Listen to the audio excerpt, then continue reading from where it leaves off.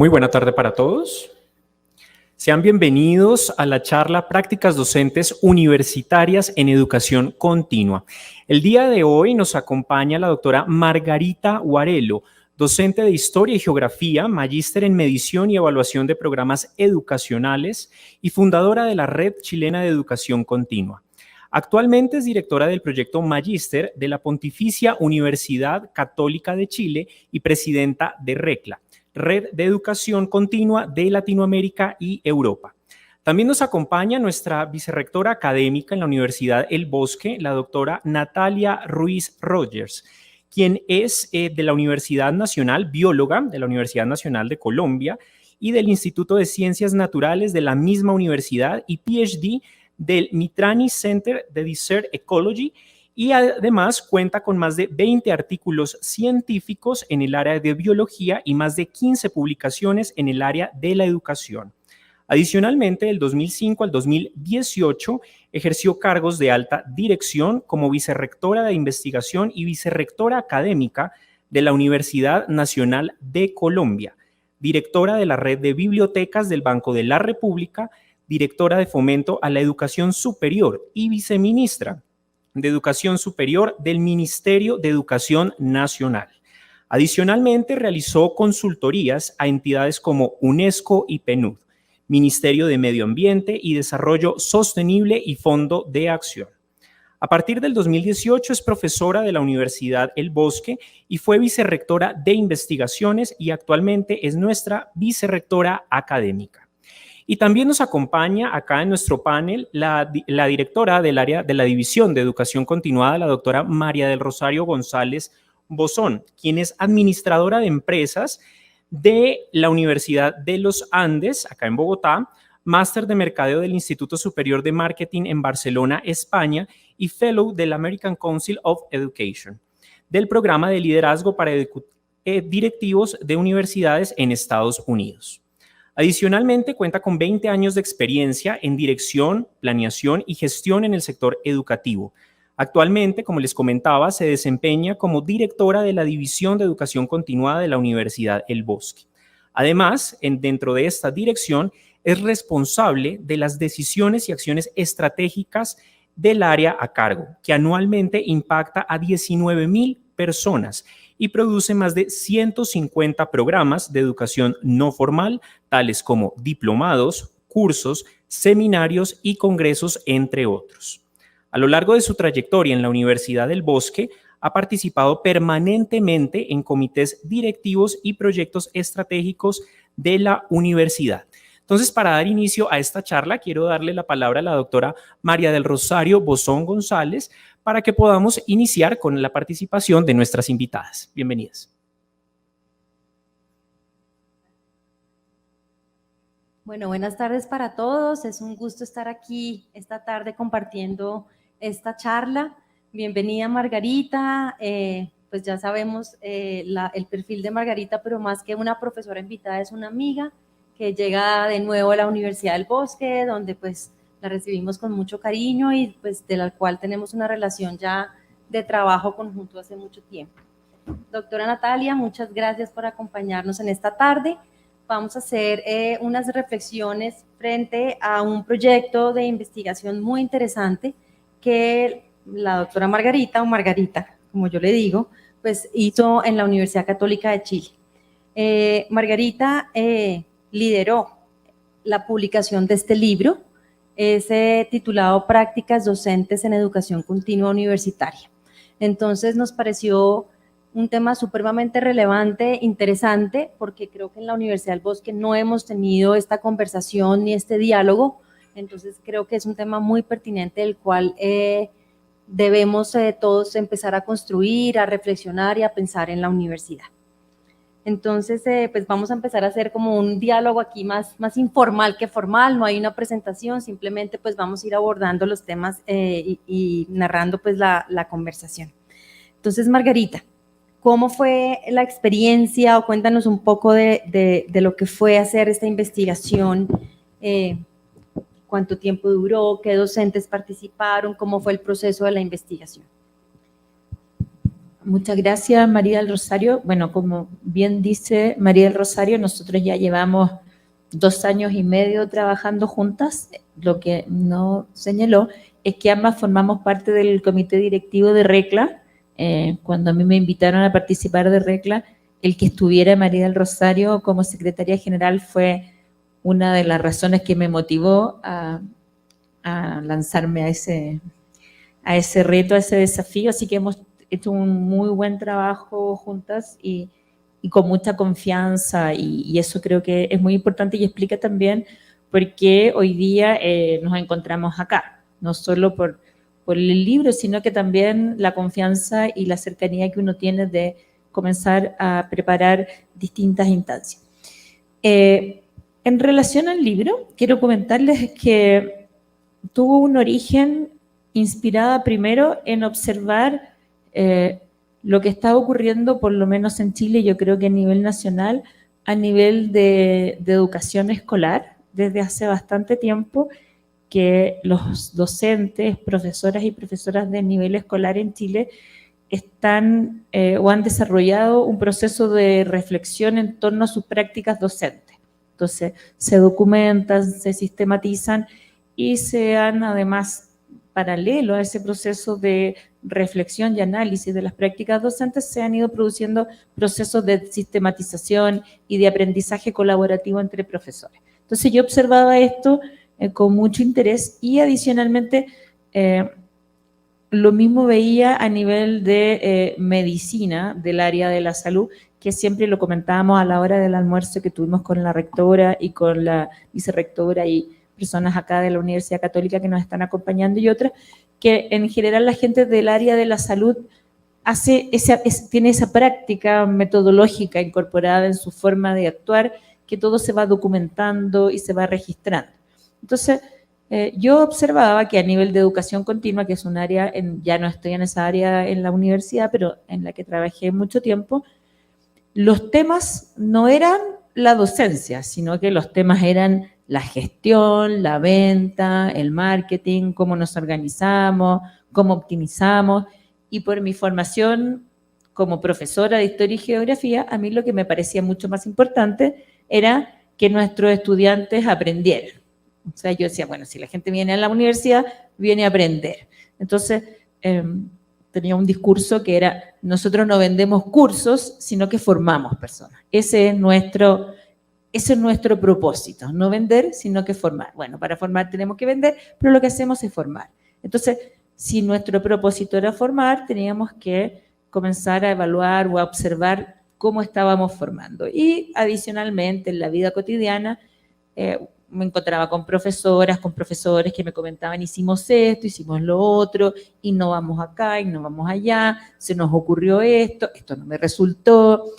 A los estudiantes de educación continua la clase tipo conferencia los cansa, hay que buscar otras estrategias. Entonces empezaron a aparecer estas conversaciones de café, de pasillo, en la reunión de trabajo que teníamos. Y adicionalmente participamos en varias ocasiones en unos congresos de educación continua. También me encontré ahí con María del Rosario en Estados Unidos, en APSIA, y por cierto que en Estados Unidos ya habían hecho algo parecido. Claro que le llamaban como Learning for Succeed, o sea, siempre como en otro enfoque, pero esta como documentar de prácticas sí estaban. Entonces, bueno, ahí en ese tiempo yo era directora de educación continua en la universidad, le propuse a la vicerrectora con quien yo trabajaba, por qué no hacíamos un libro de educación continua, pero que su foco fuera lo docente.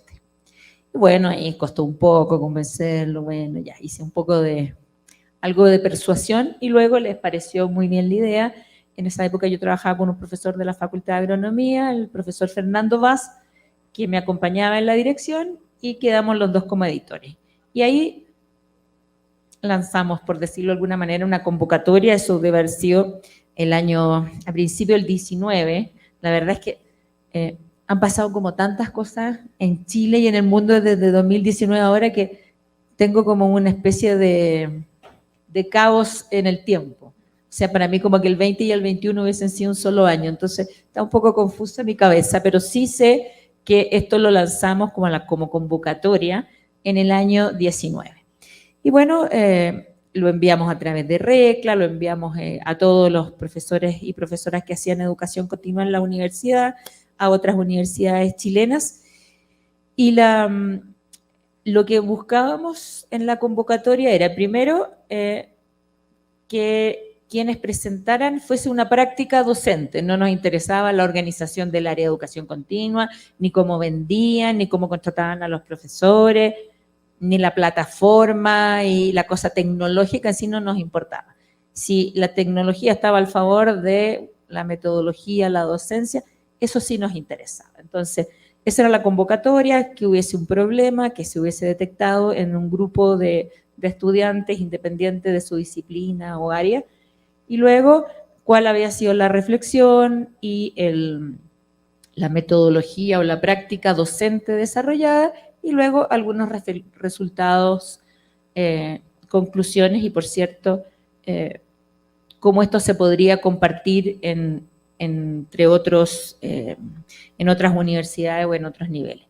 Recibimos aproximadamente 35, 38 postulaciones, y finalmente con el profesor Vaz seleccionamos 24 casos, que en el total incluían a 42 autores.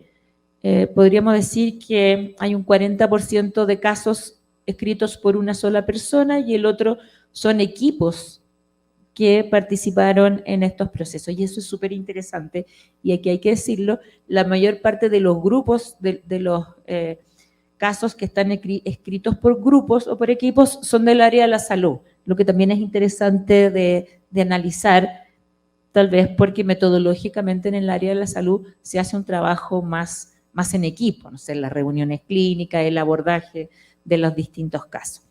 Entonces, bueno, finalmente seleccionamos estos 24 casos con 42 autores. Si uno los va desglosando, tenemos 5 casos que hablan de metodologías genéricas, que uno las podría aplicar en cualquier tipo de disciplina. Luego tenemos 17 casos que son disciplinares propiamente tales, y de esos 17 son 7 del área de la salud, de medicina. Hay 2 casos de enfermería y 1 de odontología. Hay un par de casos de salud familiar, que es algo muy fuerte que se desarrolla en la universidad. Y hay otro que yo lo metí en una especie como de gran etiqueta, que lo podríamos llamar de transferencia y políticas públicas, pero tiene que ver con casos de, por ejemplo, cómo enseñar derechos humanos a través de metodologías a profesores, cómo enseñar metodologías de convivencia, pero siempre como mediando a través de profesores. Luego hay otro que tiene que ver con desastres, formación de profesionales en desastres naturales o en conflictos naturales, y así. Tenemos otro caso, por ejemplo, que eran 2 profesoras de la universidad que trabajan formando en técnicas de ilustración, que ustedes saben que ahora los ilustradores y las ilustradoras son muy, muy importantes. No sé si ustedes tienen niños pequeños o nietos, pero en los libros de niños la ilustración es como un protagonista del libro. Entonces, bueno, teníamos 2 grandes ilustradoras y cada una había presentado un caso y las invitamos a escribir juntas y lo hicieron, que fue además bien bonito. Así que bueno, ahí en general ese fue el resultado de la convocatoria. Luego estuvimos en pandemia, digamos, en el encierro, toda esta etapa de revisión de los capítulos, de ordenar los capítulos, que el capítulo para allá, que el capítulo para acá, bien complejo. Bueno, entre medio invitamos a la, ¿cómo se llama? Teníamos una conversación con la editorial de la universidad que se llama Ediciones UC, que es una editorial universitaria muy, muy importante, y ellos acogieron el proyecto, felices. Entonces trabajamos con la editora, y nos comentó algo bien gracioso: si ustedes quieren ser editores, decía, que en general los editores se ponen a pelear entre ellos cuando están con la contraparte de la editorial. Y me decía, yo nunca había visto que 2 editores no pelearan, y en realidad no pelearon. Entonces eso como facilitó el proceso del libro. Y bueno, terminó esto que le llamamos como un mamotreto, que es un libro bastante grande y quedó muy lindo. Es como le llamamos la guagua. En Chile la guagua es el bebé. Esta era nuestra guagua. Y bueno, la portada, no sé si la pueden ver, nos fascinó. Y la portada es de una de las ilustradoras que escribió el capítulo. Entonces ella donó su ilustración para el libro, lo que personalmente creo que le dio también un sentido muy especial a la publicación. Y bueno, lo presentamos de manera virtual el año pasado en enero, este año, en enero 22, en un evento muy grande que organiza la universidad todos los años que se llama el Summit Internacional de Educación, que habitualmente era presencial, pero bueno, los 2 últimos años fue virtual. Y les voy a contar que la presentación del libro fue la actividad de todo el Summit que tuvo más personas conectadas. Así que quiere decir que hay un interés por el tema y eso nos alegra muchísimo. Así que bueno, para empezar, creo que eso resume un poco como el proceso de ideación, hay una cosa graciosa, que entre medio, educación continua como que se cambió de dependencia y hubo todo un enredo. Bueno, aquí Paz sabe que en la universidad los presupuestos son medio enredados, entonces yo, como no pudimos lanzar el libro por la pandemia, y me dijeron, no gastes plata porque no sabemos cómo vamos a estar, entonces dije, ya, pero esta plata no la gasto, y yo como guardando mi plata, como en un chanchito así, porque en la universidad lo que uno no gasta, te lo quitan. Entonces yo, no, esto no me lo quiten, bueno. Y después yo me fui a otra área, ya no en donde estaba la educación continua, pero ahí estaba mi plata. Entonces yo, no me toquen la plata, no me gasten la plata, y bueno, al final todo funcionó súper bien. Y eso fue interesante porque también la universidad mantuvo la decisión de editar el libro, podría no haber sido. Así que fue un proceso, como digo, largo, complejo, pero nunca agobiante, sino que en general fluyó de manera bastante amable. Eso. Gracias, Margarita. Sí, respecto pues a lo que yo alcancé a revisar del libro, pues hay diferentes casos, análisis de casos,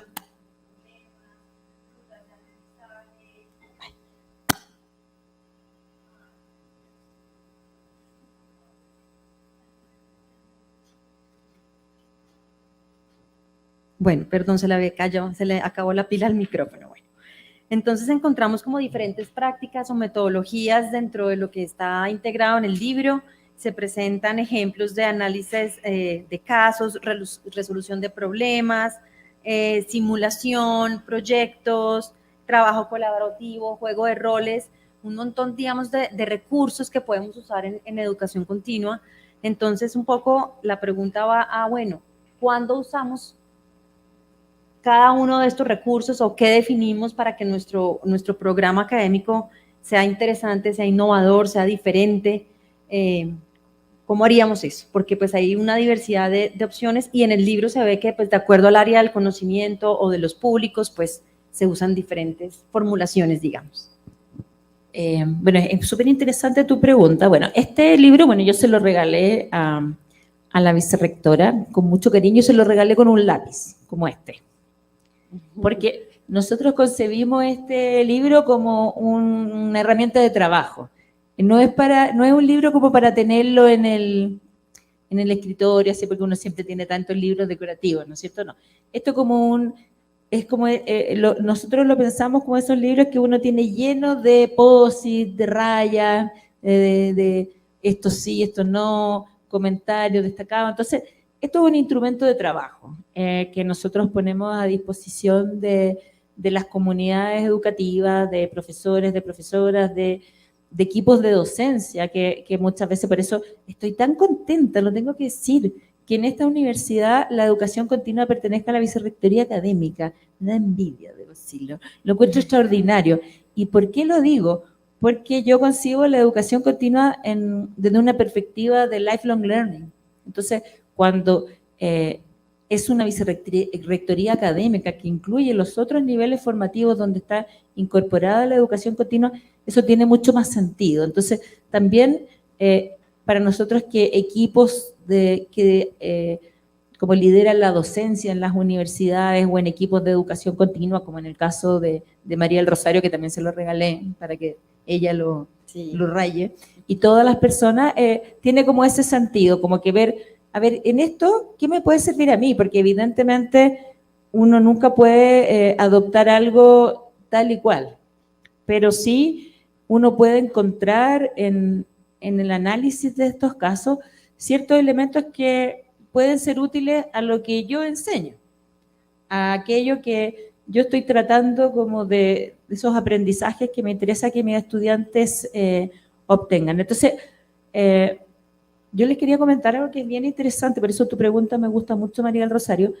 Cuando yo estaba en educación continua, aplicábamos unas encuestas de evaluación docente a todos los programas de educación continua. Bueno, ahora Paz y Elisa las tienen que padecer, pero en esas encuestas levantábamos información súper interesante respecto de las percepciones que tenían los estudiantes. Y uno de los aspectos que a los estudiantes le importaban eran las metodologías que utilizaban los profesores. Entonces, no es que la metodología sea un tema como baladí, que a los estudiantes no les importa, no, les interesa. Y por otro lado, también cuando analizábamos por qué los estudiantes escogían un programa u otro, hablaban de la descripción de la metodología. Entonces decía, bueno, a mí me interesa esto que van a hacer acá. Por ejemplo, que el programa tiene un enfoque muy práctico, que hay talleres, que uno construye prototipos, que hace análisis. Entonces, el tema metodológico yo creo que no es menor. Y por cierto, y aquí hay otra cosa interesante, es que cuando en educación continua, y en este caso, como está Natalia, y yo estoy también en el CENIVEL ahora en la universidad, en los estudiantes de magíster, especialmente los que tienen el foco profesional, son bastante parecidos como estudiantes. Lo que pasa es que los horizontes y los propósitos de formación en los distintos momentos cambian, pero el aprendizaje como lo explico, como la modelación que hacen los profesores en estos programas de educación continua son muy importantes para los estudiantes. No es lo mismo un estudiante de enseñanza media que, claro, a lo mejor aprende por el método, pero no necesariamente va a aprender el método. No sé si me explico. En cambio, un profesional que uno tiene en una sala de clases sí va a observar lo que el profesor hizo y va a decir, interesante, a lo mejor esto que está haciendo este profesor a mí también me puede servir. Entonces, yo creo que el foco metodológico es muy interesante desde distintas perspectivas. Y lo otro que yo les señalé hace unos minutos es que los estudiantes adultos, como todos nosotros, la conferencia magistral es interesante, nos gusta, pero tiene ciertos límites, porque bueno, uno se desconcentra, a veces uno dice, no, en realidad estoy escuchando cosas que ya sé, esto también lo puedo leer, entonces como ir incorporando metodologías donde los estudiantes participan, los estudiantes crean, los estudiantes interactúan, uno fortalece en ellas ciertas como habilidades relacionales que son tan necesarias en el mundo profesional en la actualidad. Creo que le otorga a los programas otro valor más allá de que las personas aprendan la disciplina que uno quiere enseñar, sino que también uno puede, con un foco en la metodología, lograr que los estudiantes aprendan metodologías, o sea, un foco metodológico, pero también todas las habilidades relacionales que son tan difíciles de obtener. O sea, yo encuentro cuando dicen las habilidades blandas, yo sé que viene del inglés, pero yo creo que deberían llamarse las habilidades durísimas, porque una persona que tiene problemas para comunicarse no necesariamente se convierte en un comunicador porque hizo un curso de comunicación efectiva. No lo sé. Más bien la práctica es una herramienta más efectiva. Así que no sé si respondo a tu pregunta, pero creo que es un buen ejercicio que cada persona, ustedes que son docentes, miren sus programas, miren sus cursos y digan, bueno, ¿qué podría hacer yo distinto? Porque en el fondo a veces uno quiere hacer lo mismo como mejor, pero a veces como el desafío es hacer otra cosa, hacerlo distinto, como salir de lo que uno siempre hace, como más de lo mismo, y ir hacia algo distinto. Y ahí un poco la invitación es que se lleven ahí, estoy como los vendedores, pero sí me interesa, o sea, me encantaría encontrarme por ahí algún día un libro todo rayado, mugriento. Yo le decía a mi equipo con pan con palta, como que se nota que ojalá se haya caído un poco el café, que se note mucho uso por este afán de encontrar ciertas pistas que ayuden a transformar las prácticas de cada uno de ustedes. Sí, yo creo que en educación continua, pues al tener públicos tan específicos en cada uno de los programas, pues el reto va a identificar esas actividades y esas metodologías que los reten a cada uno de ellos, pues de manera diferente de acuerdo al área del conocimiento. O sea, aquí pues conozco a varias personas que trabajan conmigo hace mucho. Sé, por ejemplo, que en administración, ahí está el profe Víctor, pues están haciendo temas de simulación en administración. Está la doctora Nadia, pues que hace todo el tema ya con prácticas en laboratorio. O sea, todo el mundo utiliza metodologías diferentes, intervenciones que hace Mariano, Miguel, cuando hacen sus programas. Entonces, creo que la clave está en pues, identificar su grupo y su objetivo, de su grupo de interés, y ver cómo va a retar a ese grupo de interés para que de verdad aprendan y los lleven más allá. O sea, creo que no hay una fórmula, sino creo que cada vez tenemos que pensar y decir, bueno, aquí tenemos este grupo, ¿cómo lo vamos a retar, a interesar de diferentes maneras? Y pues no hay una fórmula mágica. Tenemos muchos recursos, pero creo que cada vez hay más opciones de ser creativos y propositivos e innovadores en ese sentido. Y me gusta, y la última cosa, como en este nivel, como tú dices, cada uno hace algo, pero es interesante y yo creo que es desafiante también compartir lo que uno hace, porque muchas veces tenemos trabajos muy solitarios, y claro, a lo mejor el que está al lado mío lo sabe, o mi grupo más cercano, pero por cierto que el dar a conocer o compartir buenas prácticas, que era un poco el objetivo de este libro, es muy interesante. Entonces, bueno, de alguna manera yo creo que esta instancia, que estoy tan contenta de poder participar, quizás puede ser para ustedes como comunidad formativa que hacen educación continua o están en otros niveles, que aquí está la vicerrectora, la directora, como ir buscando espacios donde se puedan encontrar y exponer. Por ejemplo, sería súper interesante que el profesor David, ¿eres tú? Daniel. Víctor, mira, siempre yo con los nombres. Bueno, Víctor, por ejemplo, le compartiera al grupo de otras facultades cómo hace estos juegos de simulación y qué hacen los estudiantes y cómo se mueven y bla, bla, bla. Después, Nadia, lo mismo, qué hacen en el laboratorio, por ejemplo, qué hay de distinto entre el laboratorio de los estudiantes de pregrado con los estudiantes adultos profesionales. Eso sería súper interesante, como empezar a indagarlo. Requieren más guía, menos guía, son más prácticos, menos prácticos, no sé, como no lo sé. Creo que hay una serie de elementos de investigar, y ahí, bueno, aprovecho, bueno, la profesora fue vicerrectora de investigación. Aquí también estamos convirtiendo no solo a la educación superior, sino que a la educación continua como en un ámbito de investigación en sí, como un campo de investigación, y en el cual a lo mejor ustedes pueden ser súper precursores, y a lo mejor de la práctica de simulación puede ser, no sé, un paper, un artículo en una revista, un programa de televisión, un podcast, yo qué sé. O sea, puede haber una forma de diseminar un lindo libro, ¿no es cierto? Puede haber una forma de diseminar estas prácticas que ustedes están teniendo. Sí, creo que es un tema y una tarea que nos queda muy interesante para seguir. Bueno, doctora Natalia, después de esta conversación que hemos tenido con Margarita, y pues une muy bien, pues ¿cuál sería ese quehacer pedagógico en educación continua? Desde esa mirada que podemos tener, una pregunta bien buena. Para estrenarme en la vicerrectoría. Sí. No, primero, mil gracias a Margarita por este libro. Creo que independientemente de qué año es, llegó en el que era. ¿Por qué? Porque al menos aquí en el país tenemos un fenómeno ya que venía desde hace varios años, de que se va decreciendo el número de estudiantes que ingresa a las universidades, disminuye lo que nosotros llamamos la matrícula. Entonces, lo que sucede es que tiene un efecto en presión sobre los recursos para la sostenibilidad de cualquier institución universitaria en el país.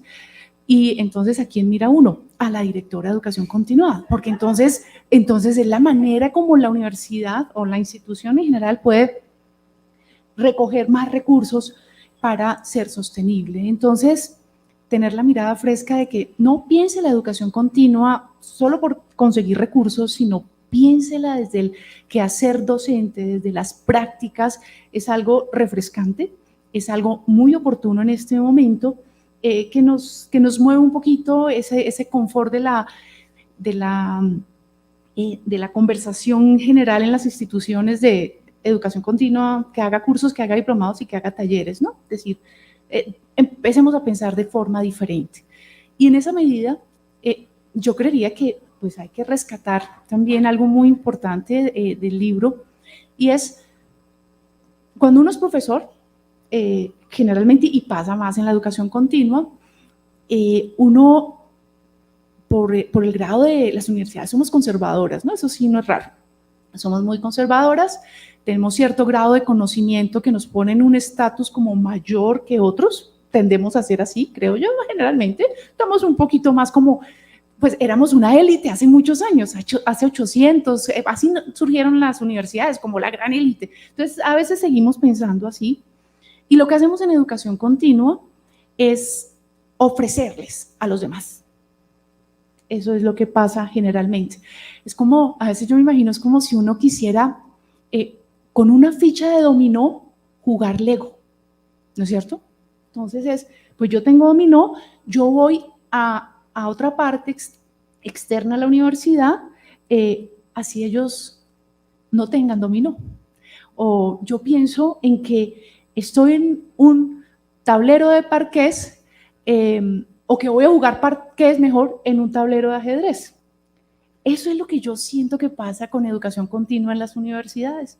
Generalmente, cuando uno habla de lo pedagógico, es como, bueno, yo les ofrezco lo que yo tengo, pero si uno empieza a pensar diferente y es, yo voy con una ficha o con un tablero acorde a lo que ellos necesitan, acorde a la dinámica de ellos, yo quizás puedo lograr mejores prácticas pedagógicas, mejores aprendizajes, que es lo que su merced decía, lo importante es que aprendan, que yo pueda, con base en lo que ellos tienen y lo que ellos realmente necesitan, poder hacer educación continua a cualquier nivel, cursos, lo que sea. Entonces, en esa práctica pedagógica que uno pueda, por decirlo así, con pues lo que uno llama los economistas, los ecólogos también hablamos de eso, con un esquema más bien de abajo hacia arriba, construir esas dinámicas de aprendizaje que generalmente no sucede. Y en esa medida, entonces, no solo le sumaría lo que su merced ha dicho de piénsenlo acorde al área o a la disciplina, el área del conocimiento o a la profesión, si es simulación, si es una práctica en un laboratorio, si es algo que recoge sistemáticamente la información para un servicio, sino pensémoslo, el enfoque pedagógico desde el trabajo con esas comunidades, el cómo se teje con esas comunidades para el aprendizaje, y podemos entonces de esta manera tener algo un poquito más diferencial. Todavía estamos lejos de pensar así en educación continua, no sé si me equivoco, María del Rosario. Yo lo que siento es que en el país hemos desarrollado, vendemos servicios. Y nos falta es cómo con educación continua podemos construir comunidades de aprendizaje, podemos construir un mejor tejido que nos lleve a transformaciones sociales, que es lo que siempre busca uno en educación, ¿no? Entonces, creo que este libro es un buen ejercicio para empezar a pensar diferente la educación continua.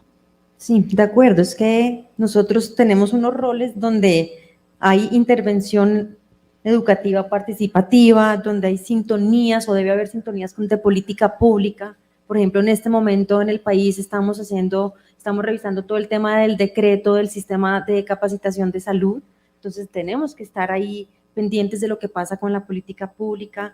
Son espacios de diálogo, de construcción multidimensional, ¿no? Porque si estamos en una comunidad externa, pues no es que nosotros vayamos, es que nosotros vamos a aprender también de esas comunidades y hay aprendizaje pues cruzado.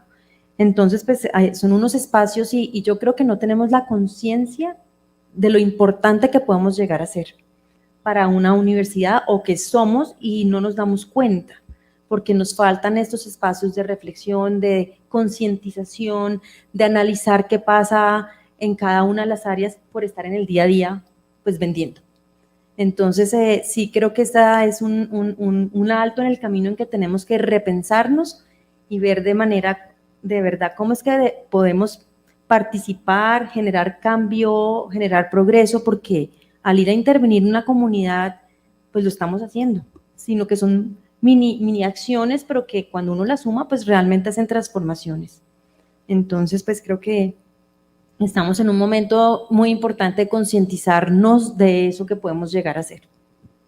Bueno, doctora Natalia, ¿por qué se está entonces volviendo tan relevante todo el tema de educación continua y que ya no sea como un cursito o un subproducto pues del pre o del posgrado? Pues porque siempre ha sido así. Entonces, pues este es un buen momento para hacer esa reflexión y pues ojalá se entienda así en las áreas del conocimiento que tenemos, pues al menos en esta universidad. Bueno, el contexto es otro. Cuando se pensaba que la educación continua era un cursito, ¿no?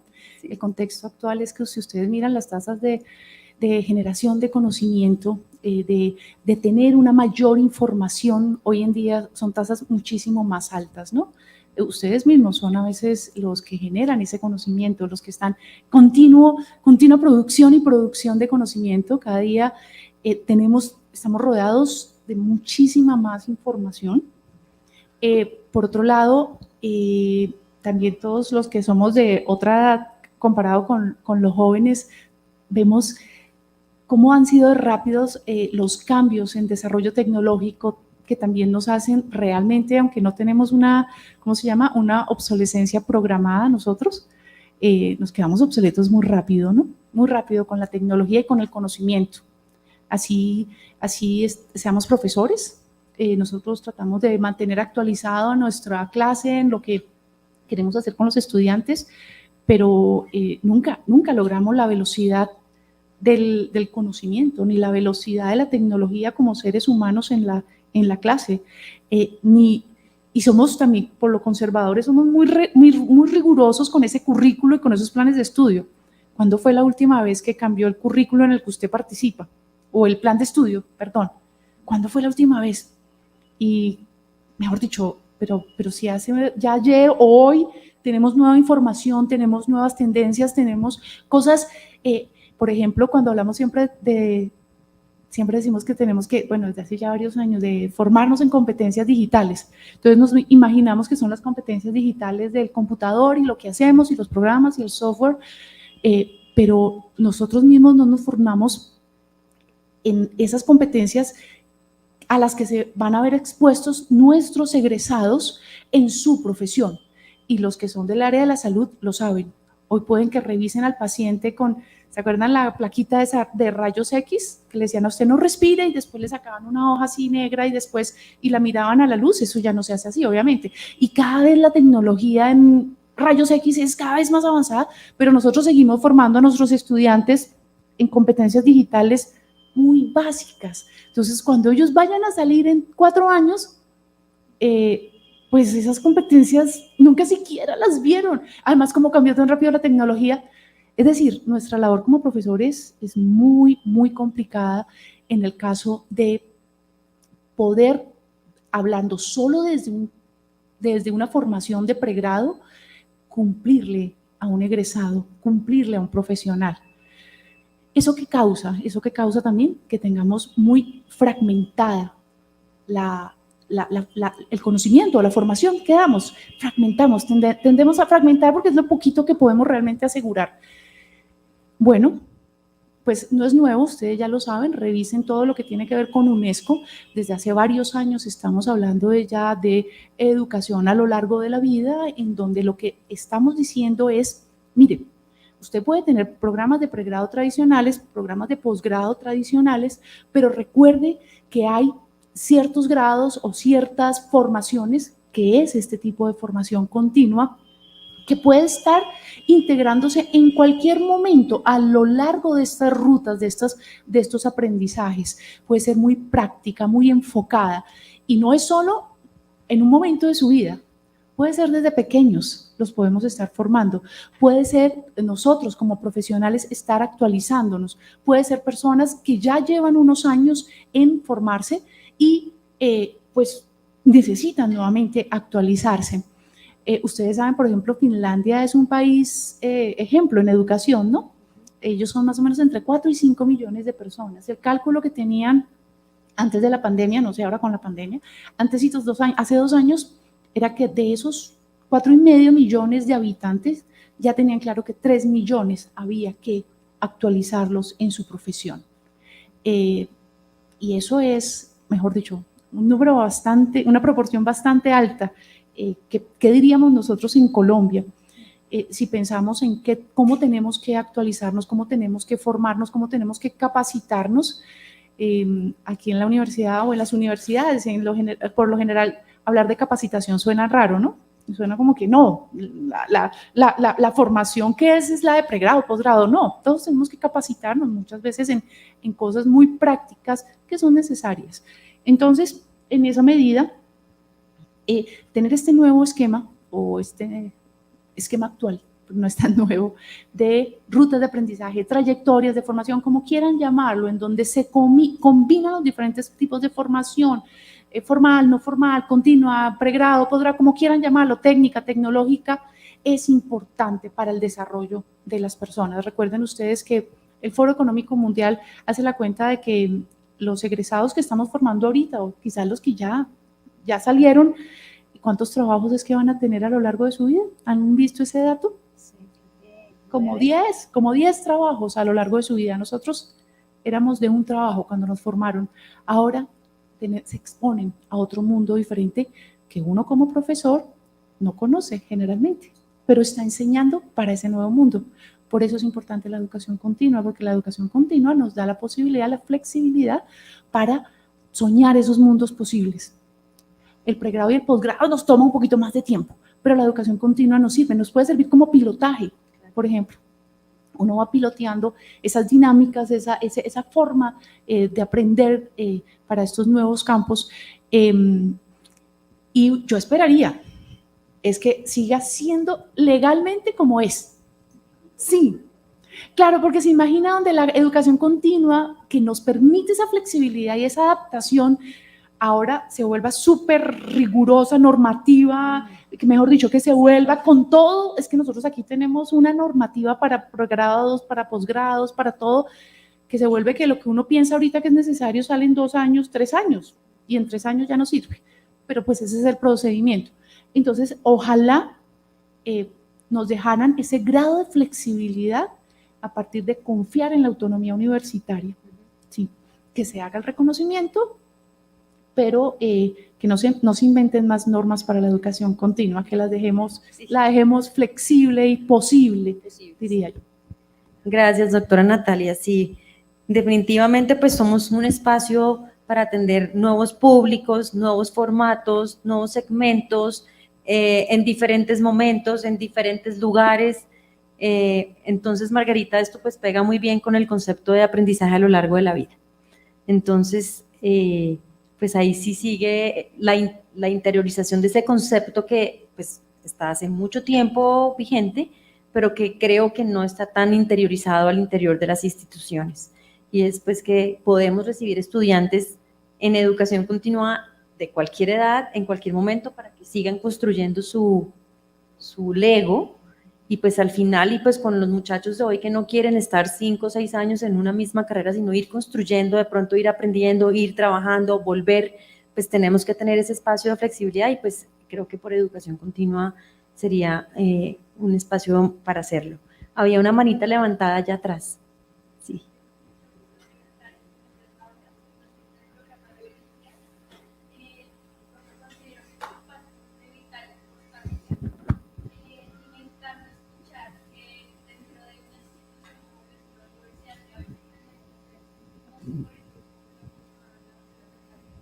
Estamos hablando de estos discursos, de permear esas realidades que lastimosamente ya están latentes y que si tú ves ahorita un muchacho de 23 años ya tiene 3, 4 cursos en diferentes disciplinas y eso es lo que le está llevando a conseguir oportunidades laborales en diferentes áreas. Tuvimos la oportunidad de trabajar con educación continuada con Sandrita y bueno, con otras personas de educación continuada en un diplomado en el Guaviare y era increíble ver cómo nosotros podíamos llegar desde un vaquiano que tenía 70 años, creo que certificamos a una persona de 68 años, hasta alguien que estaba haciendo su titulación en el SENA que tenía más o menos 18 años.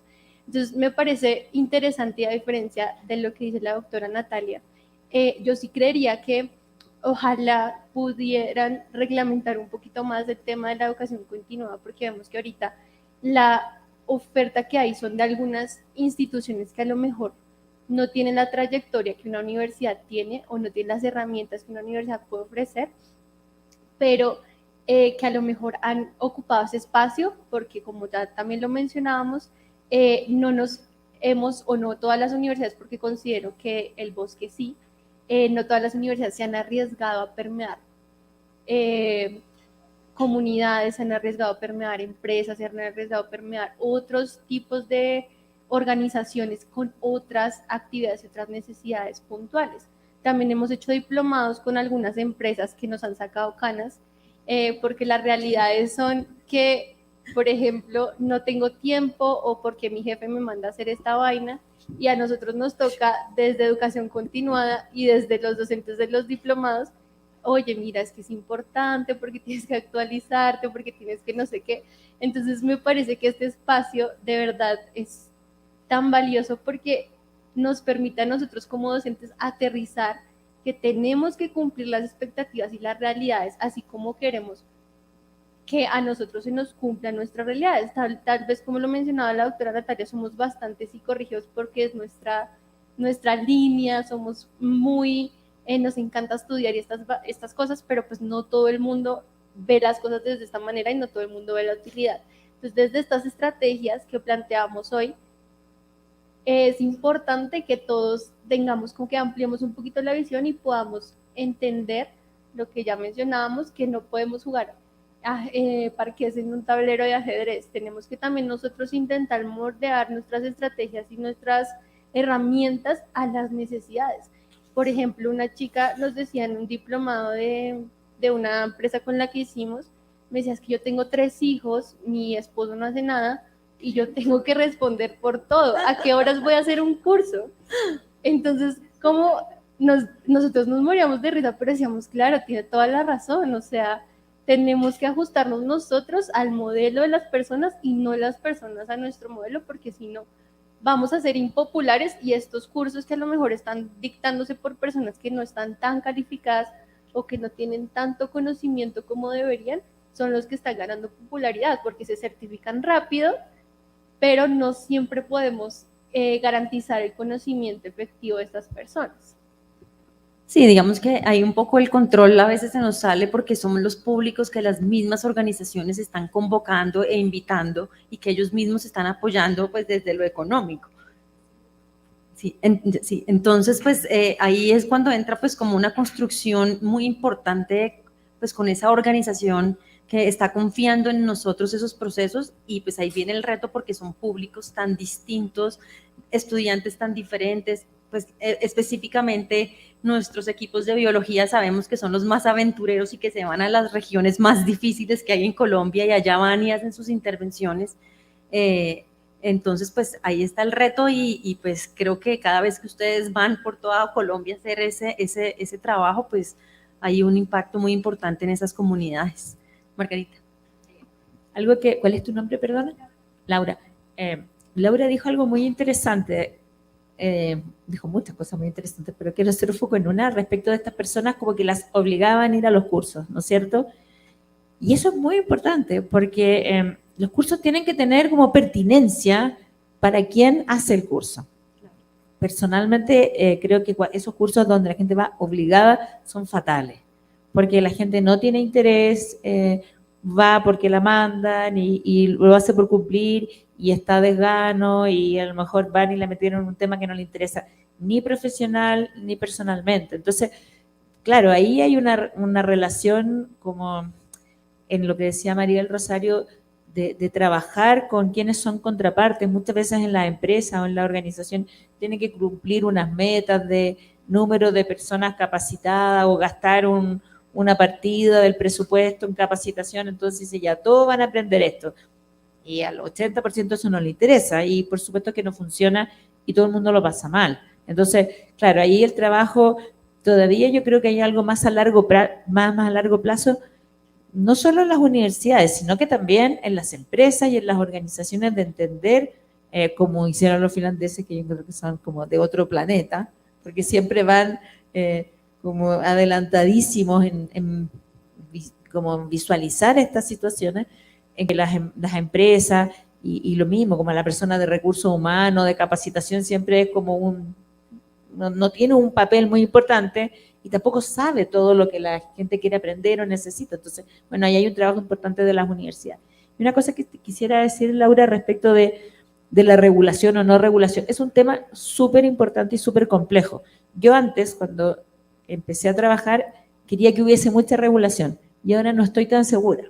Pero sí creo que tiene que haber alguna regulación, pero no lo veo como una regulación para impedir que otros entren al mercado, porque eso es inevitable y nos ponemos como los taxis con los Uber, que no quieren que hayan Uber, pero está lleno de Uber, entonces ¿qué va a hacer? ¿Va a eliminar a los Uber con un rayo? Imposible. Entonces, en el fondo es mucho más importante mejorar o hacer bien lo que tú haces y distinguirte de esos otros operadores, por ponerle un nombre, que son consultoras, ONG y bueno, empresas, hay de todo. Esto es como, por decirlo así, un mercado con demasiados y diversos oferentes. Entonces, ahí me afirmo de algo que dijo la doctora Natalia respecto de que acá se produce conocimiento. ¿Y qué va a diferenciar un programa universitario de uno no universitario?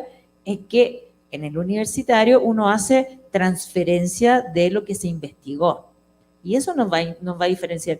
No sé, uno puede enseñar Excel porque da plata, es verdad. Pero a mí creo que entre aprender Excel en una aplicación o en YouTube y aprenderlo a lo mejor en una universidad, no importa tanto. Para enseñar commodity no tiene mucha gracia. Enseñemos aquello en los cuales somos los mejores, donde investigamos, donde tenemos prácticas metodológicas, donde nos distinguen. Ahí seamos buenos.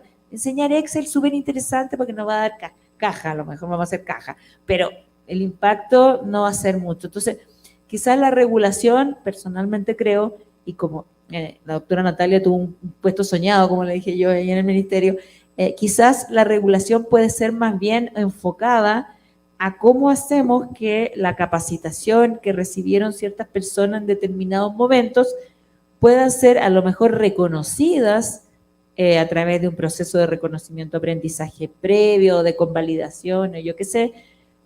Por ejemplo, si una persona adulta quiere hacer una carrera universitaria y esa persona, bueno, tuvo un montón de formación a través de capacitación y el currículum que va a estudiar contiene lo mismo y uno dice, bueno, voy a aprender esto de nuevo, no quiero. Entonces, bueno, quizás en ese sentido creo que sería súper interesante regular, pero no regular para eliminar actores, porque en el fondo ahí las universidades saben cómo diferenciarse. Así que creo que ahí puede ser algo interesante de trabajar. Sí, Germán.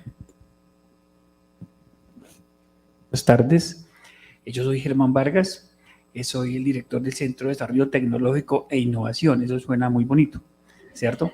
De la Facultad de Ingeniería. De la Facultad de Ingeniería de la Universidad del Bosque. Entonces, básicamente eso es como un postre, a mí me encantan los postres, ¿sí? Escuchar de metodologías, ¿sí? Escuchar de pedagogía, escuchar de rutas de aprendizaje, escuchar de actualización de currículums, honestamente es un placer para mí. Entonces, la cuestión es la siguiente. Si entendí el tema, es el siguiente. En la educación básica se enseña con un método, ¿sí? Se utiliza el método. En la educación profesional se enseña el método. De hecho, algunas personas aprenden el método y lo aplican para su quehacer. Buenísimo, esto está bueno, ¿sí? Y también podemos construir el método, es la pregunta. Aquí haciendo un énfasis en lo que dice la doctora Natalia, súper espectacular, eso me cae como muy bien. Y el tema con la pedagogía, nosotros somos ingeniería, necesitamos las habilidades que entre comillas se llaman blandas, creo que es por el tema del inglés, ¿sí? Entonces, el tema es básicamente que sí necesitamos eso y necesitamos mucha pedagogía, para no terminar jugando ajedrez, que me encanta, en el parqués, que no es como muy al azar y otro es como más lógica. Entonces, eso es súper espectacular. Entonces, sí necesitamos reforzar eso, es cierto, y sobre todo aquí en el programa de ingeniería necesitamos eso, para que no se convierta en instrucciones select from where, ¿sí? Es básicamente eso. Y de otro lado, la actualización del currículo. Sí, claro, nosotros en el programa, por ejemplo, de Ingeniería de Sistemas, eso es un éxito, porque el currículo se está actualizando, ¿sí? Bastante. Y claro, por ejemplo, trayéndolo ya acá a colación, en una actualización de currículo, miramos que los sistemas operativos que llaman Windows, Linux, todos ellos, se estaban enseñando como hace 30 años. Lo mismo. Y esto tiene unos sinodos y unas páginas, y resulta que algunos hicimos unas maestrías en el exterior y nos dimos cuenta que eso ya no es así. Ahora, es que es el sistema operativo y cómo se usa en la vida actual. Y si nos quedamos un poquito, pues cuando terminemos de aprender el sistema operativo ya salió otro, ¿sí? Sobre todo para los smartphones y todas estas cosas. Entonces, la verdad, muy interesante que lo podamos aplicar a nuestra educación continua. Por último, quiero decir que tenemos una gran oportunidad, pero es una gran oportunidad porque salen plataformas, salen empresas como NSU, una cantidad de plataformas que la gente quiere hacer cursitos así rápido, pero la oportunidad que tenemos nosotros es que la gente quiere más en la universidad. Es eso. Muchas gracias. Miguel, ¿tú querías decir algo? Gracias, Germán. Comentario. Yo soy Miguel Sánchez, profesor de la Facultad de Enfermería y he desarrollado varias actividades de educación continuada en cuidados paliativos. Y hay una cuestión que tengo porque se ha insistido en educación continuada como, digamos, no solo es la venta de cursos, pero creo que todos los que hemos desarrollado cursos de educación continuada nos encontramos con el punto de equilibrio como el reto, ¿no? Entonces, ¿cómo conciliar eso? Porque digamos que el desarrollo de modelos pedagógicos innovadores cuesta. Por ejemplo, en el campo de cuidados paliativos, de ciencias de la salud, de enfermería, si usted le agrega a su curso de educación continuada un escenario de simulación, pues ese escenario de simulación vale y vale fuerte. Ahora hablábamos con Carolina que en el campo de educación continuada en salud, con la expedición de los decretos reglamentarios de educación continuada, cada vez hay más oferta de educación continuada a muy bajo costo y digamos con un espectro de calidad cuestionable porque hay buenos, regulares, malos, muy buenos y los de nosotros. Entonces yo creo que cómo manejar ese tema.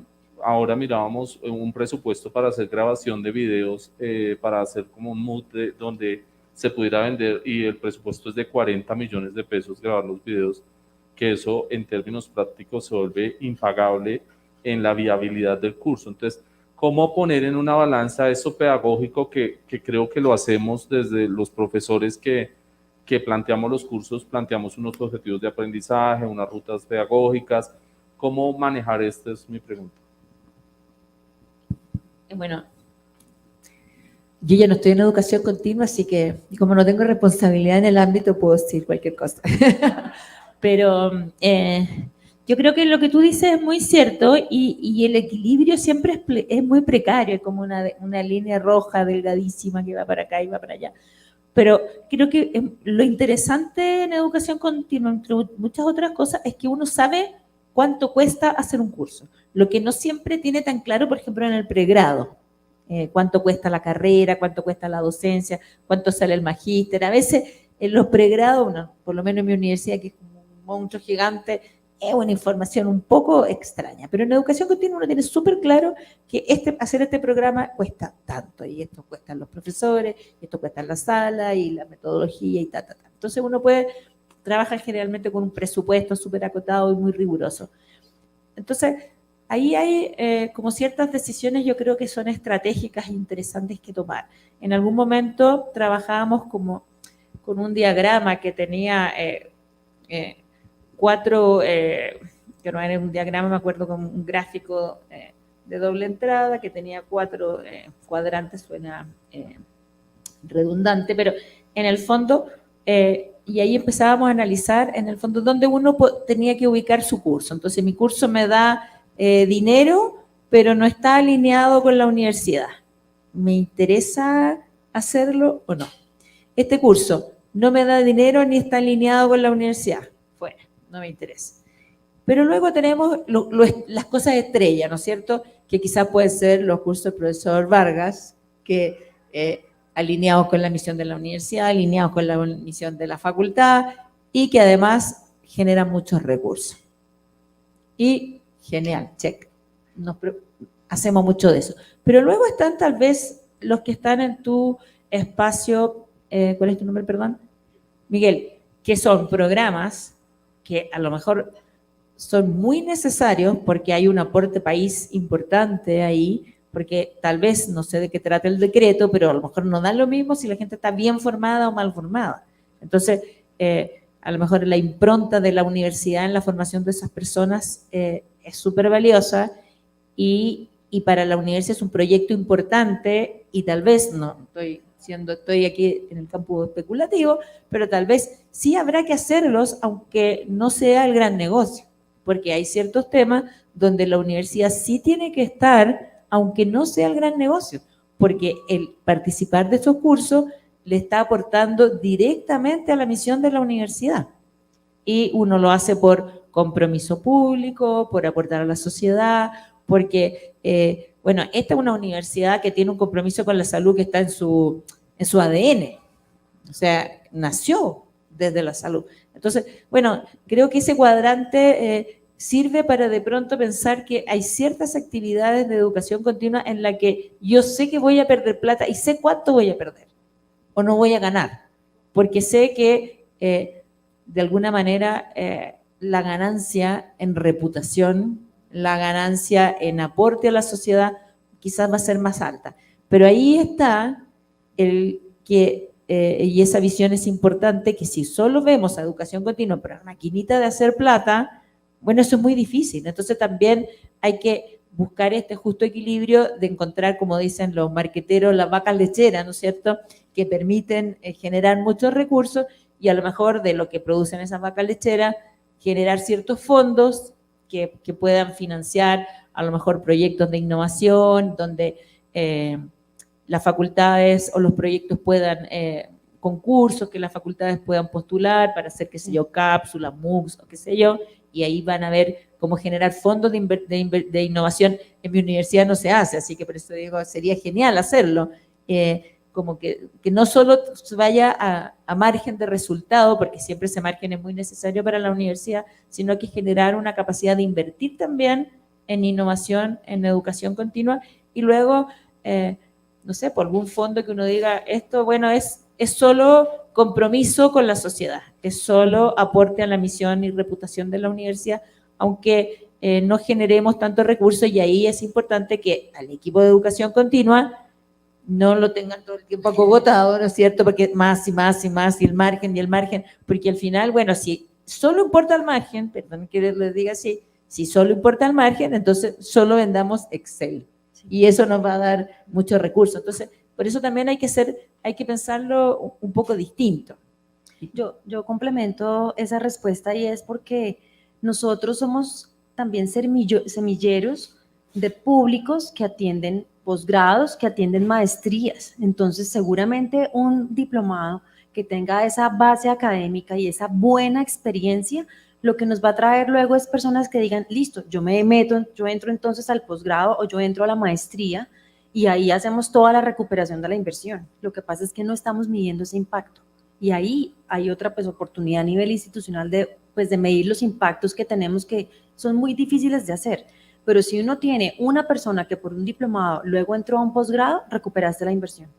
Entonces ahí pues hay que poner en la balanza y pues tener equilibrios, y eso nos está pasando. O sea, sabemos que hay personas que están en posgrados, en programas de nosotros, y que luego ya vienen a maestrías o a otros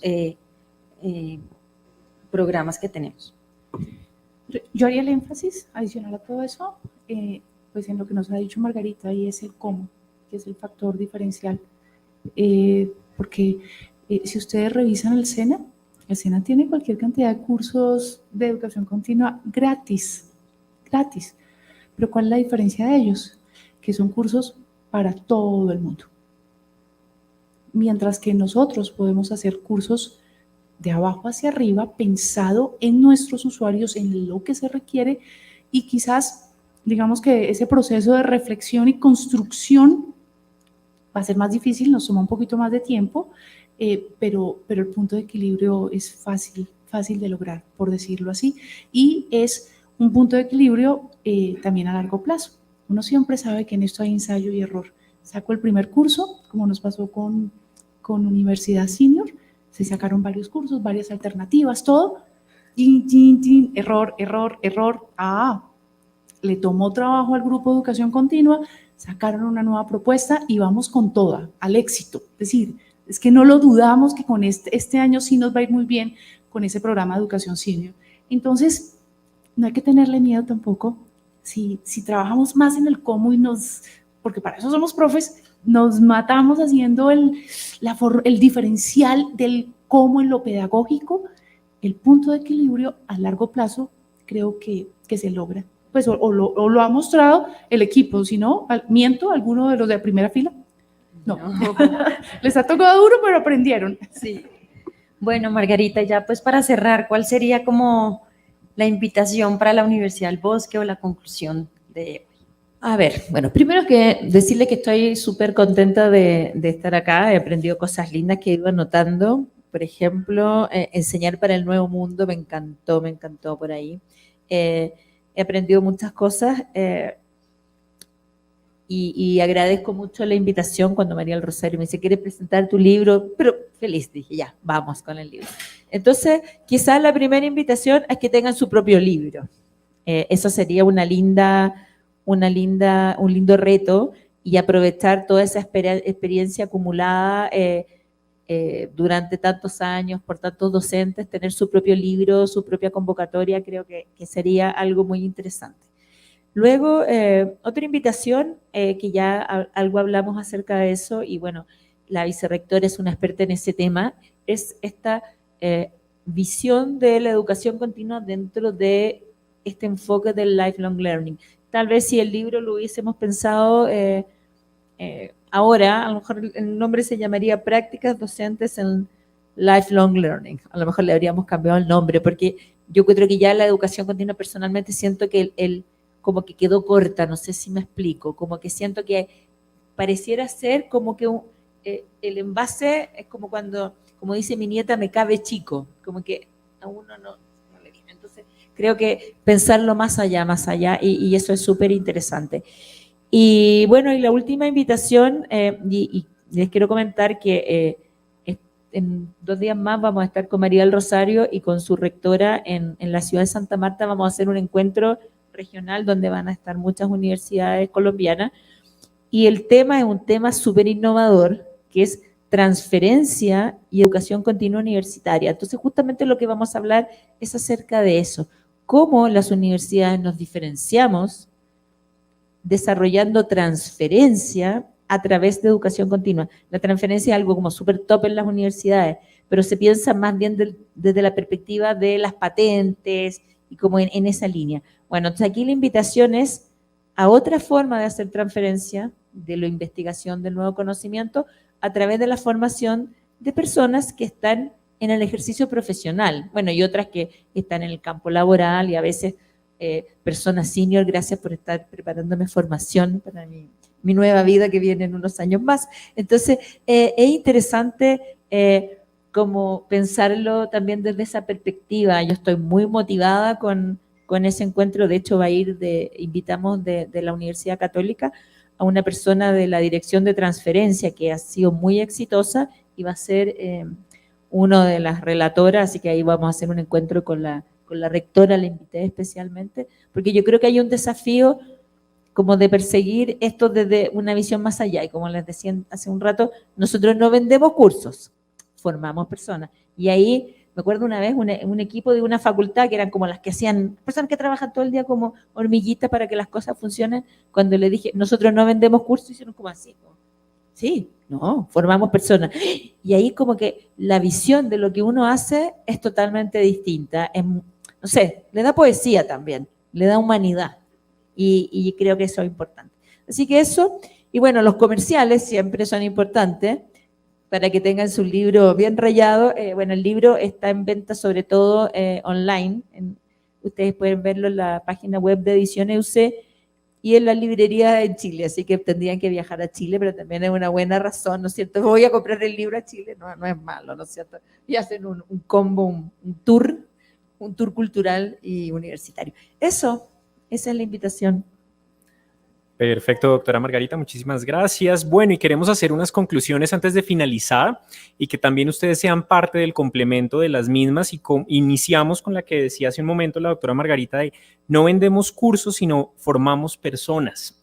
Tenemos una segunda donde conversamos sobre la importancia de la metodología de formación en la escogencia de un programa de parte de los estudiantes.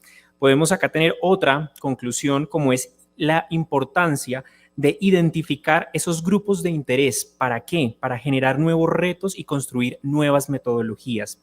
Adicional, pensar en el enfoque pedagógico desde las comunidades y cómo construir comunidades de aprendizaje. ¿Para qué? Para generar transformaciones sociales. También tenemos la importancia de la educación a lo largo de la vida y la actualización de los profesionales en sus carreras.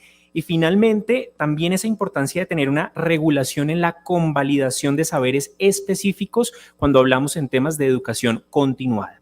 No sé si alguna de ustedes tres considere a estas conclusiones añadir alguna otra.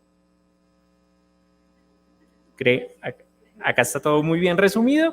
Bueno, siendo así, entonces es un gusto haber contado con la participación de todos ustedes en la tarde de hoy. Agradecemos a la doctora Margarita Guarelo, a la doctora Natalia Ruiz y a la doctora María del Rosario Bozón en su participación en la tarde de hoy. Y bueno, esperamos contar con todos ustedes en una próxima oportunidad y les deseamos un resto de una excelente tarde.